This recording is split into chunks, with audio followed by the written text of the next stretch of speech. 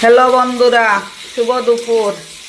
আজকে আমি রান্না করি আর কিটা দেখো, ডিম আগে বাজি করছি, ফুলকপি বাজি করে রাখছি, আলু সিদ্ধ করে রাখছি। এখন মশলা দিয়া ডিম দিয়া সবটা দিয়া একটু কষাই। আর দেখো কীরকম কষাইছি, লাল লাল করি। আর একটু একটু জল দিয়া আমি ফুলকপি আলুর তরকারি করি। আর কীরকম হয়েছে বন্ধুরা কমেন্ট করে জানাইও। সবাইকে শুভ দুপুর। এখন আমি একটু জল দিলাই, দেখো একটু জল দিমু, ওই রকম থাকবো।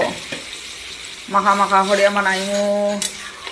আর এখন গরম মশলা দিমু, জিরাওটা দিয়ে সারছি। খালি গরম মশলা দিমু আর একটু ধনিয়া পাতা দিমু। আমার ডিমের রেসিপি একটা হয়ে গেছে, ফুলকপি দিয়া আর আলু সিদ্ধ করিয়া ডিমের রেসিপি। কীরকম হয়েছে বন্ধুরা কমেন্ট করে জানাইও। টাটা সবাইকে।